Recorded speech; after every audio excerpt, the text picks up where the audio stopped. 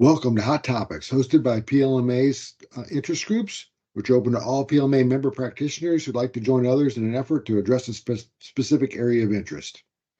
And now, please welcome the moderator for this session, Kessie Afsakova of Opinion Dynamics, one of the co-chairs of PLMA's Electric Transportation Interest Group, who will introduce today's conversation and our speakers. Kessie, please take it away. Thank you, Rach. Can you all hear me okay? Yes. All right, awesome. Well, welcome to our Electric Transportation Interest Group Hot Topics conversation. I wanted to start by introducing my fellow co-chairs. There are four of us, myself, Kessie Afsakova, I'm with Opinion Dynamics. Megan Jennings with Rappahannock Electric Cooperative, Nick Benson with Energy Hub, and Katie Parkinson with Rolling Energy Resources. Megan and I are here with you in person today. We'll be hosting this session, and then Nick and Katie are in spirit with us today as well. It seems like so far people still seem to be joining, but we have a relatively tight group here, which certainly will allow for a good conversation. We, as an interest group, are a relatively new group. We were founded in 2021 in response to increasing need for a continued conversation around EVs and how they impact the grid and the opportunities they present for load management. And as such, our interest group, Rich, if we go to the next slide, addresses those very core topics that lie at the intersection of electric vehicles, charging infrastructure, and load management. Over the last several interest groups engagements, we actively gathered feedback from the PLMA members and the topics of interest related to electric vehicles. And the topic of NEVI just kept popping up as something that PLMA members and practitioners wanted to hear more about. And so the session is really in support of PLMA member interests and needs. And I'm extremely excited that we were able to secure two amazing speakers and presenters today to talk about NEVI state of NEVI in their respective states, Maine and Virginia. Our two speakers are going to be starting their presentation shortly, but yeah, we've got Ethan Tremblay with us, who serves as Policy and Markets Program Manager for the Governor's Energy Office. Ethan there leads a team that's responsible for policy development and stakeholder engagement and supports of Maine's ambitious renewable energy grid modernization and emission reduction requirements and goals. And we also have Erin Belt with us. Erin joined Virginia DOT's Environmental Division as the decarbonization lead in July 2022, and she's currently working very hard on the deployment of EV charging stations under the NEVI Formula Program, as well as VDOT's first carbon reduction program strategy plan. Before I hand it to our speakers, I wanted to give you just a quick primer on the NEVI Formula Program. Not that you guys need it, but it's good for posterity. So as many of you know, the goal of the NEVI program is to provide financial support in order to accelerate the deployment of the fast charging EV stations and EV fast charging infrastructure. The financial support that's offered through NEVI amounts to around $5 billion over multiple years to support an ambitious nationwide network of over or about 500,000 EV chargers by 2030. And the funds are being made available annually using the funding formula. And then the funding under NEVI can be applied to acquisition, installation, and network connection of EV charging stations, also EV charging station operation and maintenance, as well as long-term EV charging data sharing. The funding covers up to 80% of these eligible costs, and in order to qualify for NEVI, the charging infrastructure has to be non-proprietary, has to be direct current fast charging, so DCFC, with a minimum of 4 ports and 150 kW of power capacity across those 4 ports, able to accept open access payment methods and be located within 1 mile of the designated Federal Highway Administration alternative fuel corridors, which I think amount to about 150,000 miles of roads. As of this moment, most states have approved plans. If we go to the next slide, there is a neat map that you can see from Atlas Energy Hub. You'll see all but just a small handful of states have approved plans. And you can see that in the overwhelming blue on the map. And most states have websites developed and active in support of NEVI. And then the smattering on the map of the purples and greens and the reds indicate some of the open notices, requests for information, and proposals that are currently showing kind of some additional activity that is happening. We have at this stage over $1.5 billion in funding that's been allocated for fiscal years 22 and 23, and an additional $885 million of NEVI funding that's currently slated for fiscal year 2024. And as of July 2022, there were almost 76,000 miles of EV charging corridors designated. Ohio was the first state to break ground on a NEVI station, with the first one being built west of Columbus, Ohio. And with this wide variety of activity underway, I would love to now turn it to our speakers. We will have both speakers share their insights before opening the room for Q&A. And we encourage all of you, though, while the speakers are sharing their insights and updates, to submit your questions in the Teams chat, and Megan and I will make sure to assemble them and then have a good discussion once the speakers are done presenting related to the topic. Now I'm ready to hand it off to Erin Belt to talk about everything NEVI in Virginia. Erin, take it away. Awesome. Thanks, Cassie. Can everyone hear me okay? Perfect. Rich, I'm ready for the next slide. So like Cassie said, my name is Erin Belt. I'm the decarb lead in the environmental division for VDOT. That's a lot of words. I'm actually in the Office of Transportation Sustainability. So I was very lucky to join VDOT after that office was created. We actually cover decarbonization, which is my responsibility. And we also have program leads for resilience and land management. Next slide. So for today, a couple of the things that I plan on talking about is a quick slide over the formula program, but I won't spend too much since Cassie did such a phenomenal job discussing that. Talking about Virginia's deployment plan and how we put that together. All states, including DC and Puerto Rico, were required to submit those to have the funding release each fiscal year for the program.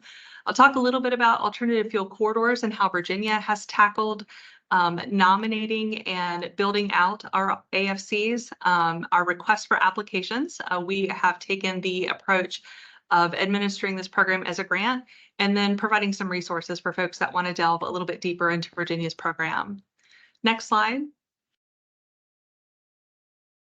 So like Cassie said, the federal funding is available for up to 80% of eligible project costs. I will just focus on that on this slide because one of the important things that Virginia did with our program is that instead of making the assumption that all sites would get 80% of their funding request, we utilized a scoring metric that allowed folks to bring leverage funding to the table.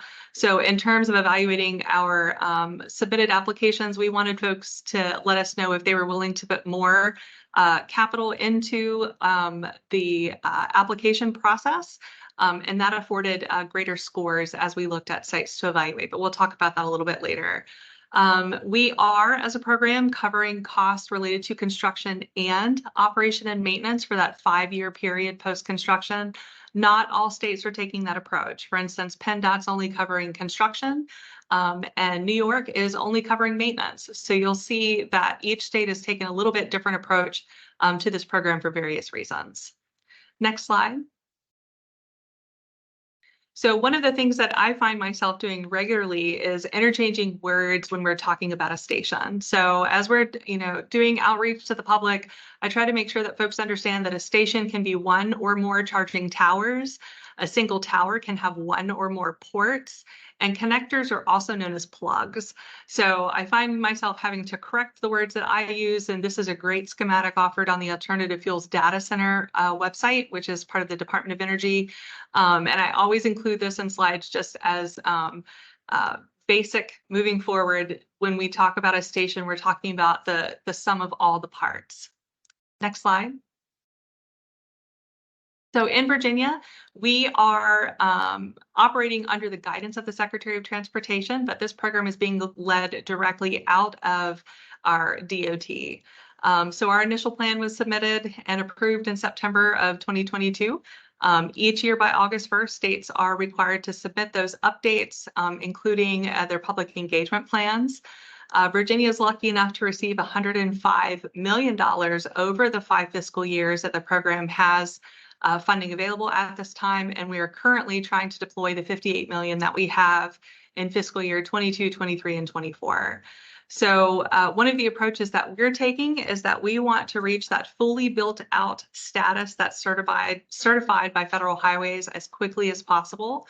So along our AFCs, we are only meeting the minimum distance requirements for the program and not building redundancy onto our interstates, because we want to take that additional funding after we get the fully built out certification and go into communities across the state where citizens of Virginia would like us to be. Next slide. So as part of our stakeholder outreach, we spent a lot of time doing surveys, both on public interest and feedback on our deployment plan, attitudes towards EV adoption and usage, as well as AFC nominations. We wanted the public to be a part of the process for the nominations for the 2023 year. We created a public input website that folks can ask to be on our stakeholders list and receive updates on our program deployment, as well as our funding opportunities. And some of the entities that we did coordination with include local governments, MPOs, state agencies, nonprofits, and a significant amount of outreach with our utility providers. So we have both IOUs and co-ops throughout Virginia. Because they operate differently, we usually do that outreach separately.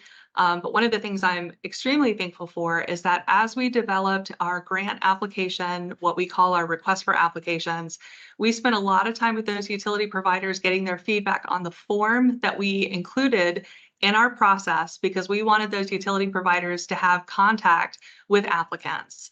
And so it was a requirement for the applicant to reach out to the utility provider, find out if phase 3 power was existing at their proposed locations, and have some kind of communication with that utility provider before they submitted their applications to us. Next slide. So going to our alternative fuel corridors, through 2022, one of the things that Federal Highway did was ask all states that to go ahead and finish nominating interstates. So for the first round of AFC nominations after the NEVI formula program was created, Virginia took the initiative to finish nominating our interstates. So you'll see those on here in blue. At the bottom, they're listed as our phase 1A. So our current grant process that we're finishing up at this time was focused on deploying stations along those blue corridors, and we'll see that on another slide. And then in 2023, so last year, we included a public survey asking folks what additional corridors of significance in Virginia they would want nominated. And so we took the top 3 corridors in that survey that we received responses on. We added Highway US 23, which is in Southwest Virginia. You can see that around the Bristol area because it's so rural, and we wanted to see what a rural AFC would operate like in Virginia, and submitted those to Federal Highways, and they were accepted. We did get a lot of feedback from folks that said, why wasn't our roadway also included? Why did you stop at the top 3? Well, we can only build as many stations as we have funding for. And since none of those corridors in yellow have a significant number of existing compliant stations, we knew that we wouldn't have enough funding to nominate any additional for 2023. Next slide. So as a quick snapshot, again, the Alternative Fuels Data Center, if you aren't familiar with them, they are a great resource. It is a lot of user input and validation on the stations that are here.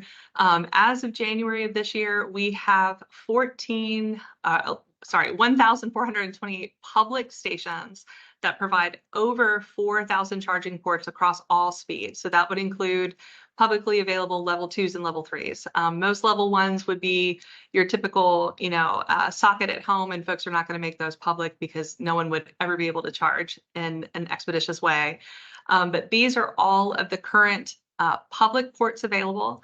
Only 257 of them have DCFC charging, and roughly 18 of them at last count were considered NEVI compliant, which means they've got that 4-port scenario, that 150 kilowatt power rating that could be maintained across 4 ports simultaneously charging. Next slide. So for our phase 1 target areas, we just took the distance requirements set by federal highways, which includes a 25-mile distance from a state border or a corridor terminus. If there's not a station there, you've got to have one, and then every 50 miles afterwards. And so because we had existing stations that qualified, we also used those as starting and endpoints and made sure that our target areas where the furthest distance from a target area to the next compliance station was no greater than 50 miles. And so we allowed for folks to submit applications with no limit to the number of applications they submitted, which is a lesson learned for us for next time, but also that they would choose the site of their choosing. So while we chose the target areas and exit numbers that were applicable, we did not pre-select the actual sites that we wanted folks to submit applications for. Next slide. So some of the things that we looked at, of course, pricing was key. We set a cap of $1 million per award. So you could ask for 5 million, but the most that we will give anyone is 1 million to make sure that we are using the funds judiciously across the state.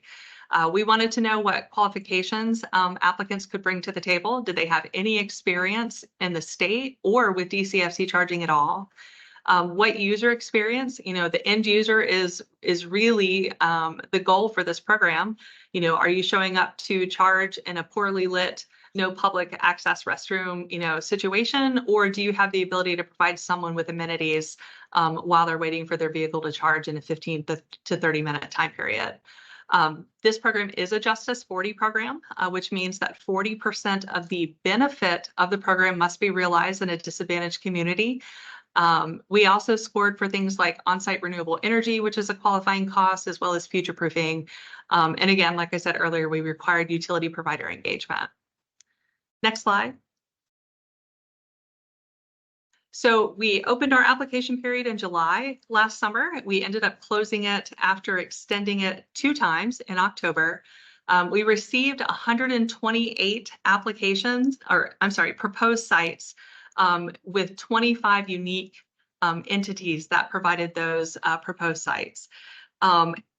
Several of the sites we could not evaluate for various reasons, and so we ended up only evaluating 115 of them, but you can see here the average cost request and then the average funding request that we expect to give out. And just last week, we contacted all of our top candidates, and we're waiting to hear back on their desire to move forward with the grant execution process, or if they're going to decline. We wanted folks to understand their obligation to Title 23 compliance, which is federal highway code, and the obligations that they have for reporting and auditing before they made a decision. Next slide.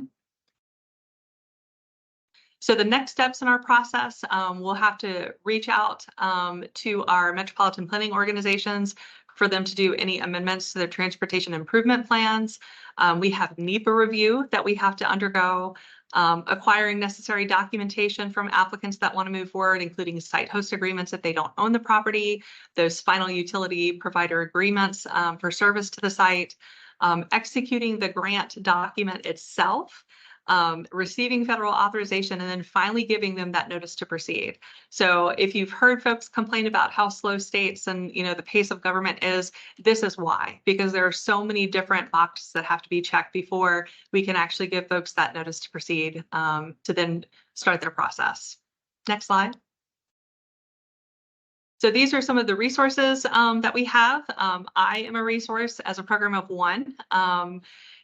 Then we also have an inbox. So we have my manager, Chris Berg. He is our Office of Transportation Sustainability Director, also covers this inbox for inquiries that we get. But our public input website is really the meat and potatoes of our program for information.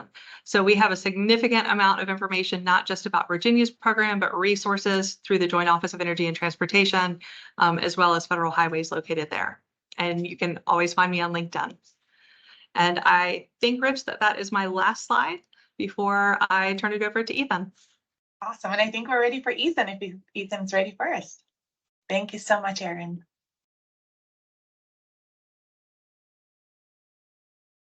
Good afternoon, everybody, and good morning to folks on the West Coast. I'm Ethan Tremblay. I'm Policy Markets Program Manager for the Maine Governor's Energy Office. I'm really delighted to be with you all today to talk a little bit about the work that's happening in Maine to deploy the National Electric Vehicle Infrastructure Funds and how it fits in with our broader efforts. So next slide, please.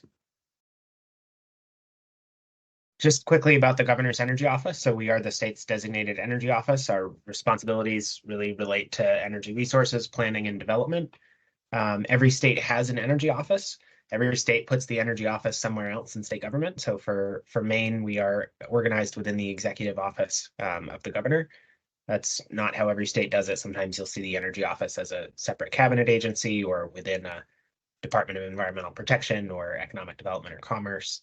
But in any case, it's our responsibility, again, to be leading on energy resources planning and development. And we work with a range of other state agencies on programs like NEVI. Next slide, please. To set the stage for our efforts in Maine, I wanted to show this slide and just talk a little bit about our Climate Council goals. So in 2019, when Governor Janet Mills took office, she worked with bipartisan majorities in the Maine legislature to establish ambitious greenhouse emissions reduction requirements to help confront the challenge of climate change. So specifically those statutory requirements are 45% reduction in greenhouse gas emissions below 1990 levels by 2030, and an 80% reduction below 1990 levels by 2050. Following on that, the governor set a target initially through executive order and later formalized by the legislature for the state to achieve carbon neutrality by 2045. And to achieve these important goals, the legislature formed the Maine Climate Council, which is a bipartisan group of citizens, scientists, community leaders, and others from across the state who are charged with developing the state's 4-year climate action plan to achieve these emissions reduction requirements. So the first plan is called Maine Won't Wait. It was released, delivered to the governor in December of 2020. We are due for an update to that plan every 4 years. So at the end of this year, there will be an update to Maine Won't Wait from the Maine Climate Council. But that plan really set a number of strategies in place to both reduce our emissions consistent with these requirements, and also ensure that Maine people, industries, and communities are resilient to the impacts of climate change. So one of the strategies in that plan was to embrace the future of transportation in Maine, including through the deployment of low emission electric vehicles. If we could go to the next slide, please. This really shows the reason for that strategy. So 49% of our greenhouse gas emissions produced in Maine come from the transportation sector. That includes light duty transportation, the cars and trucks that we drive to work and to the mountains on the weekends and to our friends' houses and so forth, as well as medium and heavy duty transportation and also aviation. So it's the single largest source by sector of greenhouse gas emissions in the state, and so our greatest opportunity on a percentage basis to reduce.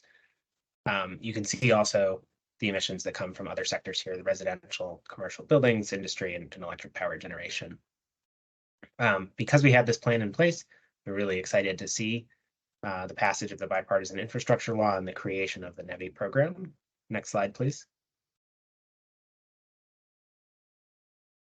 So I want to just run through a little bit of background of Maine's experience with NEVI so far, and then also situated in the broader context of the state's initiatives to deploy EV supply infrastructure. So folks are already familiar from the really helpful overview that both Kessie and Erin have provided, but the NEVI program was created through the bipartisan infrastructure law. So that was enacted in November 2021. It feels sort of like just yesterday, but in fact, time has passed and these funds are out at work. So Maine's allocation is approximately 19 million. Our first plan for electric vehicle infrastructure deployment, at the time we called it our PEVID, was submitted to the federal government in July of 2022 and approved in September of that year. These are formula funds, and so states are required to submit updated plans to continue to receive the next allocations of funds. And so our next plan was submitted in August of last year and approved in September. There are a variety of agencies working on NEVI deployment in Maine. It's really our Department of Transportation and the Efficiency Maine Trust, which is a quasi-state entity with the responsibility for administering demand-side management programs, energy efficiency, and otherwise in the state. So those two entities have a memorandum of understanding and are the lead administrators of these funds in consultation with our office, the Energy Office, the Governor's Office of Policy, Innovation in the Future, which leads on climate and other long-term policy initiatives for the state, the Maine Department of Environmental Protection, and other partners. So there's a lot of us working together on this program to make it a success and to fit it into our broader policy efforts. So we've created what we call Recharge Maine, which is the state's initiative to develop a statewide network of public high-speed EV chargers. I've listed a few other funding sources here, just in part because I'm going to show a map in a minute, and I want folks to understand where those different investments have come from.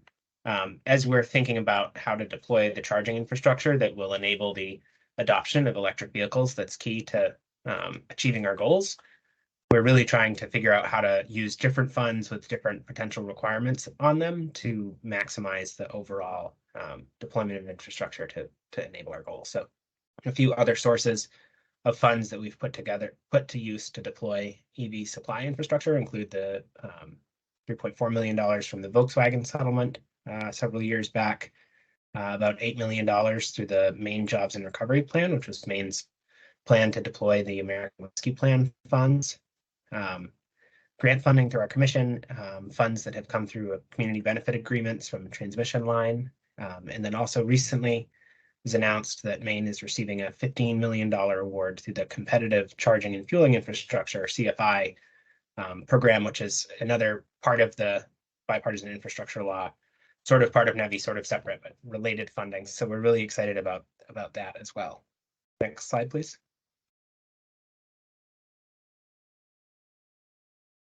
Excuse me. So here are a couple of maps. These are updated just a few weeks ago. We try to keep them as current as possible, showing the deployment of EV supply infrastructure, including a number of coming soon sites funded with our first NEVI awards, which were issued in August of last year from the first round. We just closed a second funding round, excuse me, a couple of weeks ago, January 16th, I think, or maybe January 19th. And so we're looking forward to making additional awards as well. So on the left, you can see level 2 and level 3 charging sites, both those that are already active and those that are coming soon. In total, for publicly accessible charging ports in the state, we have 708 level 2 community plugs publicly accessible, and 216 high-speed DC level 3 fast charging ports. I'll talk for a second about the map on the right, which shows active charging sites. You can see particularly along the Interstate 95 and 295 corridors, as well as along key other corridors, including 201 from up in Jackman, Maine, and out in Western Maine and Farmington. Additional awards, the ones generally along the coast in the southern part of the state, those coming soon crosses in Augusta, north of Portland, Rockland, and others are NEVI funded sites, and then those in the northern tier across Aroostook and Washington counties are primarily funded with Maine Jobs and Recovery Plan funds. So we're really working to identify where the sites that we'll be building out to meet the NEVI program requirements. So many, 4 plugs within a mile of the corridors, as Erin went through the criteria for that. We're trying to fit those, figure out where those have to go, and then figure out where the other priority gaps might be for other reasons, other communities, and maximize the overall build out here. So it's a fun, challenging program. It's really exciting to have the federal support to be able to deploy this, and a lot of work ahead of us. Next slide, please.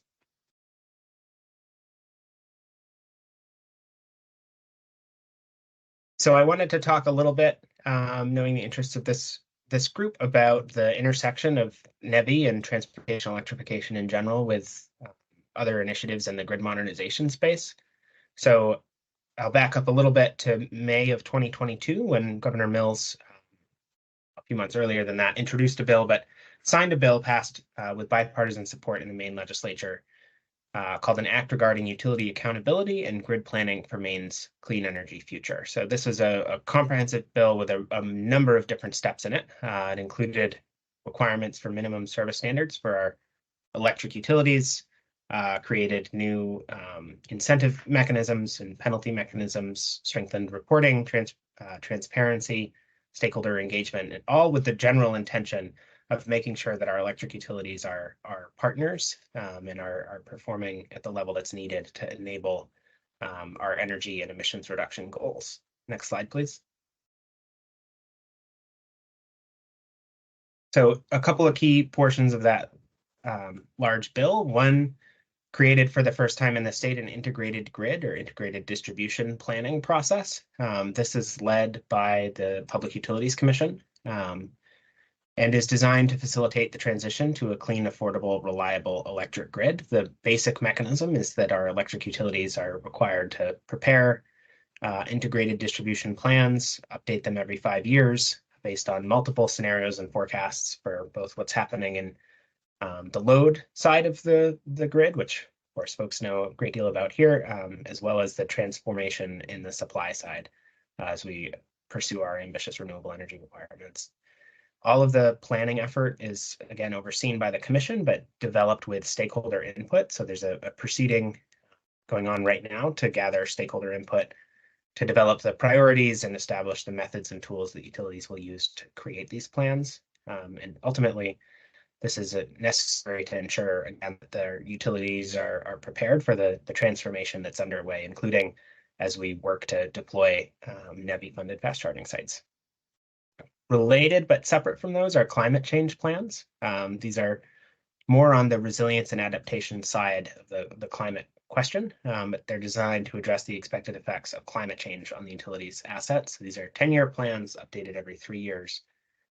Their first versions were submitted at the end of last year, so just a few weeks back, really, and are currently being reviewed.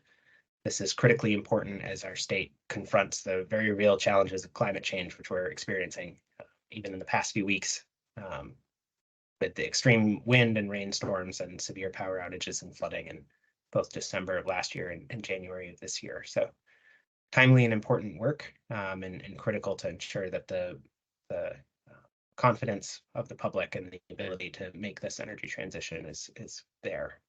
I think that's my last slide. Yes, perfect. So my email address is there. I'm happy. I think we're going to go to a Q&A period here. I'm happy to chat with folks here today. And if there are other questions that come to you later, my email address is here, and I'm always happy to answer questions or put you in touch with others in our state who can answer them. So thank you very much. Well, a round of virtual applause to our amazing presenters. I really enjoyed your presentations, Ethan and Erin. Yes, thank you all. Thank you both so much. That was great learning about Virginia and Maine. I know I have a couple questions, but before I start rounding them off, I just wanted to maybe give a minute or so and see if anyone from the audience wanted to either unmute and ask a question or throw something in the chat, and we're happy to read it aloud and get both Erin and Ethan's response. We have a hand raise. You can go ahead and unmute, or if you're able to unmute yourself, you can, which actually, Rich, I don't know if they are.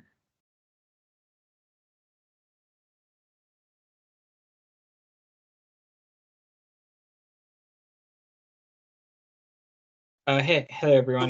That was a great presentation from Ethan and Erin. So Ethan, I have a question. Like the slide you showed, you mentioned like the emission from electric power generation is about 5%. But let's say if we eliminate that 49% of emission from the vehicles itself, right? So we would increase the energy production through electrical power generation, right? We increase. So have you or in any capacity determined how much that would increase the emission from your electrical power generation? Or how would it impact the generation in general? Yeah, thanks for the question. It's a really good one. I should have put a slide in with more charts to show, but yes, the short answer is yes. So we first of all, to say that the emissions inventory slide that I showed is a consumption based, and so in other words, it's only showing the emissions that are generated in Maine by Maine, essentially. So for the electric generation sector, that means power plants in Maine, the emissions that they're produced. Now, folks in the Northeast may know, and this is true of other states in the country as well, we're part of a regional electric grid. So Maine is part of, most of Maine is part of the IS New England system. And so the electricity that's produced here doesn't necessarily stay here, and the electricity that's used here isn't necessarily all produced here.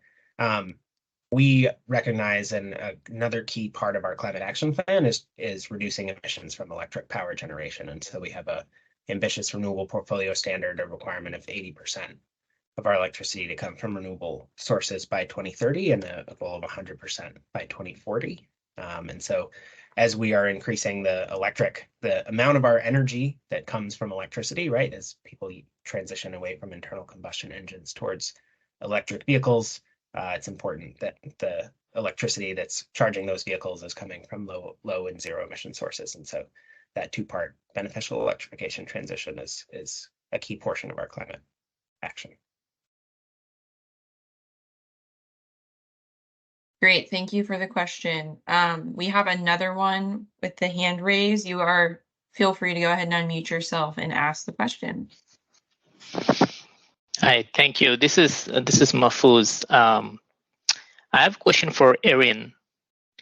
Erin, I thought there was a law passed, I think maybe 50, 60 years ago. I'm not sure, but I thought there was a law prohibiting the chargers to get installed or anything private to be installed on the interstate. Right? That's correct. That's correct.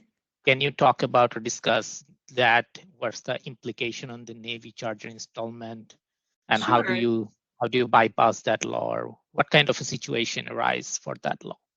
Sure. So that is federal law. So while we have a lot of inquiries about installing charging stations at rest stop areas along federal highways, we can't do that on the federal property. So there is a federal law that prohibits those third-party private businesses from operating along interstates on federal property.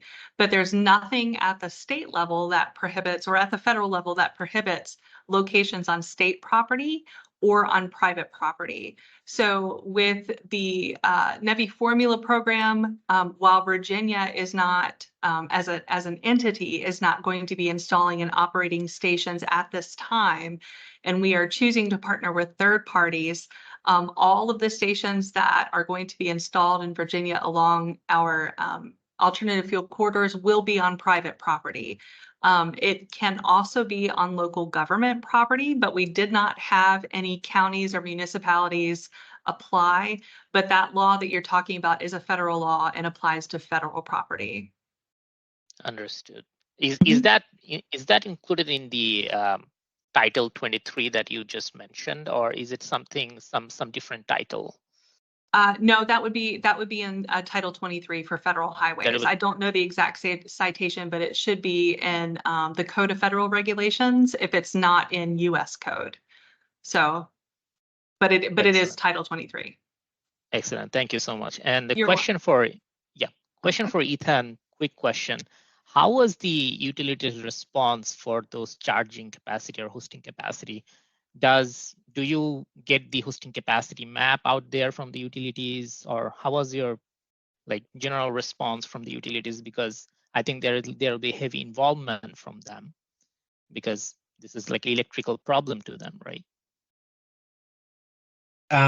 Yeah, so our electric utilities are closely involved in the whole broader effort, and then very much in NEVI as well. So there are two large investor-owned utilities that serve most of Maine, and then a number of co-ops and municipal utilities that have a generally smaller service footprint. So both of our investor-owned utilities, Central Maine Power is the larger of the two.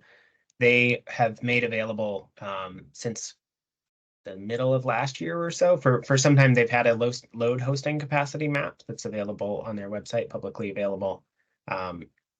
that's been quite helpful for the planning and ultimately for the private actors that are bidding for the NEVI sites to have access to that information. They also have a separate generation hosting capacity map, which is often what folks are looking for from more of a solar interconnection perspective. So we do require, in our NEVI solicitations, we require bidders to have consulted with the utility and to submit their completed load form and demonstrate that that initial interconnection phase has been completed, or if it hasn't, like provide an explanation of why. So we do require that engagement up front, and then continue to work closely with the utilities. We consult with them regularly and talk about the overall plans that we've submitted to Federal Highway and where the sites that we would expect to be seeing coming are, and are generally working to enhance that collaboration, because it is they have a key role to play in enabling the success of this program. Excellent. Thank you so much. All right, we do have a follow-up question for Ethan in the chat. Are there any programs from Maine to facilitate or encourage charging stations to have their own on-site generation or storage? Thanks for the question. So we,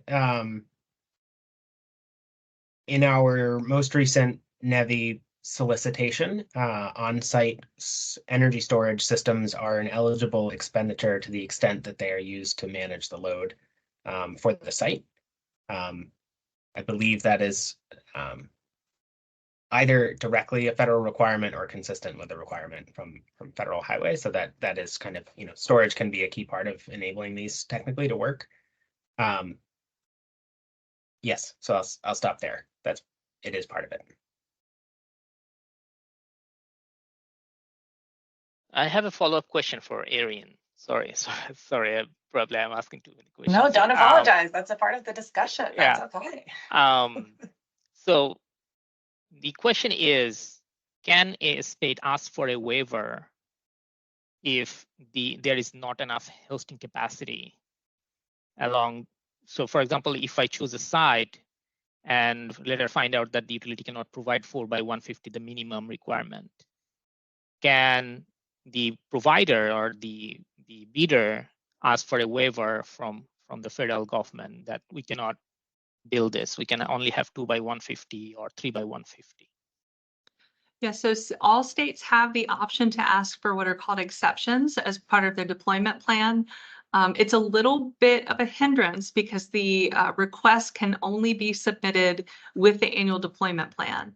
So if we have a site, for instance, if I had a site proposed to me at this time that couldn't meet the minimum requirements, I could not reach out to Federal Highways as a state DOT official and ask for that exception mid-year. We would have to wait for our deployment plan update to be submitted in August of this year to make the request, which is a little bit frustrating because our procurements don't always line up with exactly when we're submitting our annual deployment plans. But history so far shows us that some of the exception requests that are being submitted are only related to distances, the ones that are being approved. So we've had states that have submitted requests related to power rating or the number of ports, or to submit a request that an existing station count, even though it doesn't meet the minimum power rating, but it's an existing station that they want to include in their mapping. And Federal Highways has said no. So most of the successful requests that we've seen are related to distance from the AFC and not related to the utility and power rating for the site. In that case, does the grant opportunity for the bidder or the accepted person, right, or entity, how does the penalty or punishment happens when someone says, well, I cannot do, or for example, in other words, I think there is a requirement for 97% uptime in Yes. And I mean, how that affects the grant awarded to those? Like, do they get a penalty if that's not 97%, or are they using an exception to get 2x150 there? How do you reduce the grant? Right, so that's a lot of questions wrapped into one. So in terms of distributing the funding, one of the things that Virginia is doing, and keep in mind that each state can do this a little bit differently. There's no one prescriptive way for procurement or how applications are being received. But as part of our process, we included all of the federal requirements in our application, and we asked for the applicant to certify that they were willing to meet those minimum requirements. Because at the time of the application, nothing's installed and there's nothing for us to verify. So we're taking a good faith acceptance of a certification and a signature that folks are willing to try. All states have asked for feedback at some point from the Joint Office of Energy and Transportation and Federal Highways on what compliance means. So when you think about DOTs and departments of energy that are operating these programs, we are not regulatory entities. And so when a non-regulatory entity asks us to ensure compliance, we've asked, what does that mean? Because we've not had good feedback on that. So the good thing is that a 97% uptime does not mean that that's a 97% usage of the public. So I think that in some cases, folks have been nervous about what that means. The calculation is in the federal standards about what uptime should look like and how to calculate that. Planned maintenance gets to be, reduced from that overall time. Acts of nature, also, things like hurricanes or nor'easters or, whatever the case may be across the country, again, would be reduced from that time. But we don't know what it means to ensure compliance. So I hope that answers at least part of your question. I think there was another part to that maybe I've missed. Yeah, you covered mostly the answer. So my second question was how does it affect, like, how do you degrade the grant funding if there is no compliance with the uptime, let's say, or do you guys do at all this thing? Like Department of Transportation does it, or who does it? Right. So all of the states are understood. So all of the states are administering the formula funding directly. So the funding is allocated to the states after we have our approved deployment plan per fiscal year. And then it's of our choosing on how we distribute those funding, whether the DOT itself is installing the charging stations and operating them. Rhode Island is doing that for their first round, where they're owning and operating that first round of stations. That's the only state that I know of so far that's doing that. But as we're distributing funds to private entities, in Virginia specifically, we're going to be asking them for monthly progress reports with their invoicing because it's a reimbursement process. And they have to detail to us how they're meeting the minimum requirements. And that includes the uptime, that includes making sure that they are meeting the power rating, because that 150 power rating has to be simultaneous if all minimum 4 ports are being used at the same time.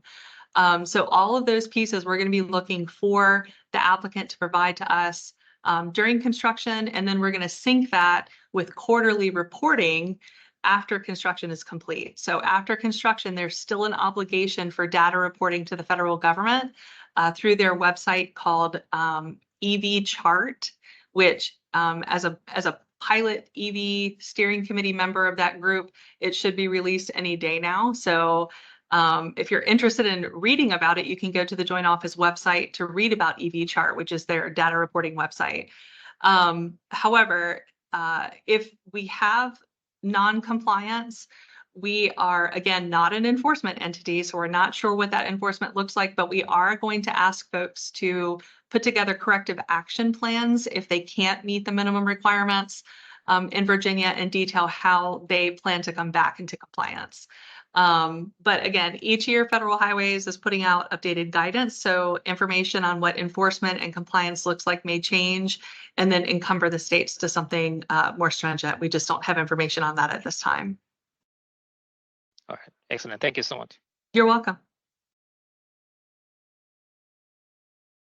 Thank you, Erin. I'm not sure if we have any other questions from the audience. Cassie has one. I have a question, Erin, and this is for both you, Erin, and you, Ethan. And Erin, this question was triggered by the Justice 40 mention in your presentation.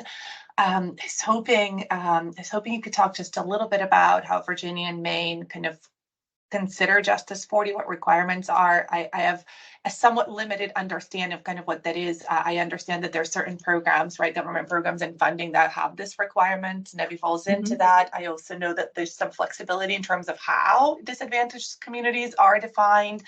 So it'd be interesting for me to hear, and I think for PLMA members too, to hear, number one, about how those definitions work in each one of your respective states, but also feedback on how easy or hard it is to actually like reach compliance and some of the challenges that might be arising from that requirement.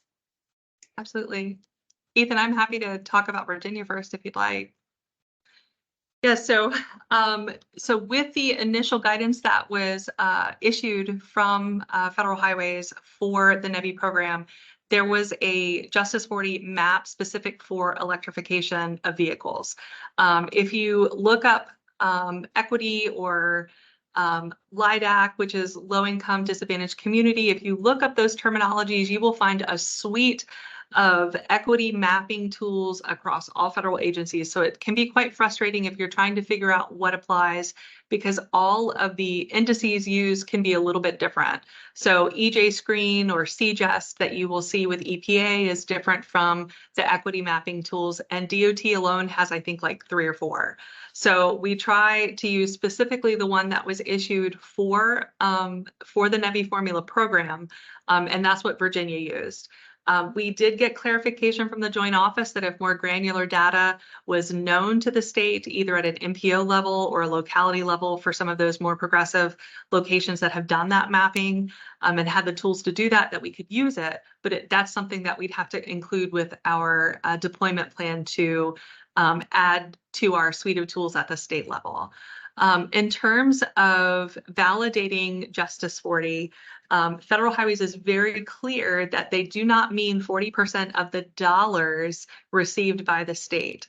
So some of the things that can be measured, although we have yet to receive metrics on how to measure these things, are community enrichment, workforce development, workforce creation and job creation. So a lot of those things are very difficult to receive at the state level because they're captured by any number of entities and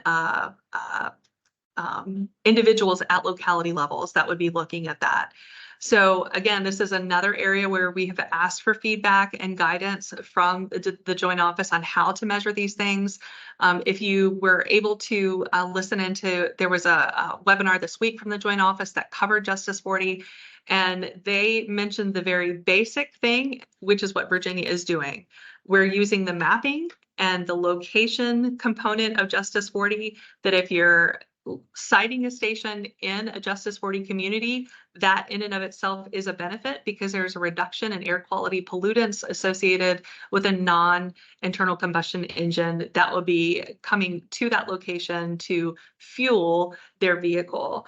And so because we don't have any other metrics defined federally, and it is a federal program that we can't further define, we're choosing the in or the out. You're either in or you're out. Because there's only, I think there are 3 states so far that have broken ground on stations. I think 2 have those in operation. So Ohio and New York have operational NEVI stations. We don't have a good idea of the expectation of what Federal Highways is going to be looking at for the states to demonstrate compliance with that. So we're taking the safe route and saying you're either in or you're out, and we're hoping that 40% of what gets installed meets that Justice 40 location component.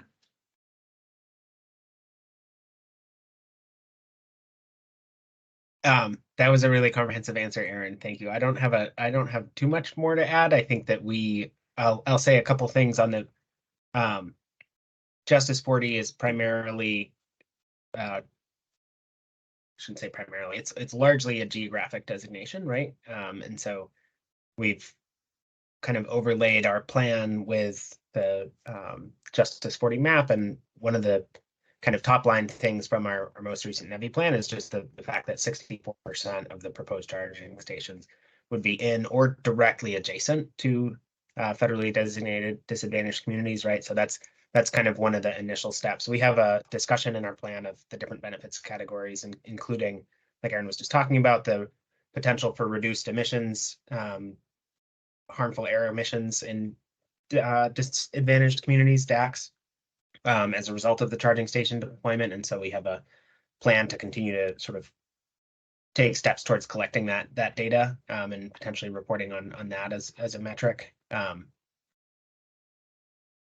I think, yeah, those are kind of the two that I would highlight. And the other side of it, so in addition to the geographic community designation, there's also sort of a procedural aspect to equitable engagement of environmental justice communities. And so we've worked with there's an equity subcommittee of the Maine Climate Council, and use that as one venue among others to engage with environmental justice communities in the development of the plan and get feedback as it goes forward. So that's another piece of achieving the objectives of the Justice 40 initiative. Great, thank you so much. This was quite helpful. I think Rich is on camera for a cue to wrap up.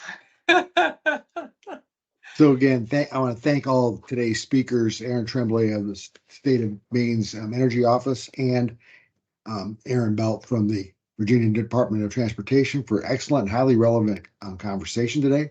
Thank you to Cassie and Megan and the Electric Transportation Interest Group for bringing this topic to us today. If you would like to continue this conversation, you can do that on PLMA's LinkedIn site.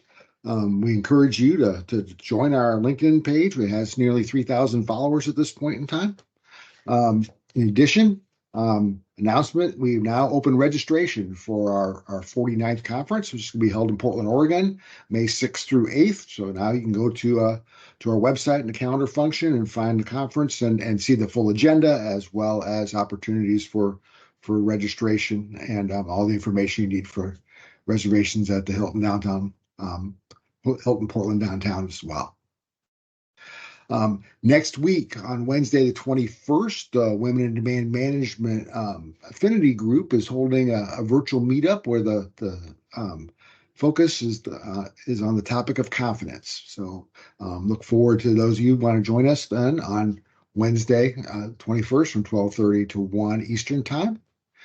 And then lastly, at the end of the month is the big show this year in Orlando, DistribuTech. And for those that are interested in that, PLMA actually has a relationship with DistribuTech that you can get a 20% off your pass in order to attend. And we'll be hosting a breakfast member meetup on Tuesday, February 27th, before the keynotes occur at DistribuTech there in Orlando. So if you're interested in that, again, go to piclo.org/calendar, and that's where you'll find all that information. And otherwise, just want to thank everyone for taking the time to join us for today's Hot Topics conversation. I appreciate all the time and effort that went in from both the organizers and the presenters and the engagement we got from the speakers. So again, thank you everyone, and have a great day.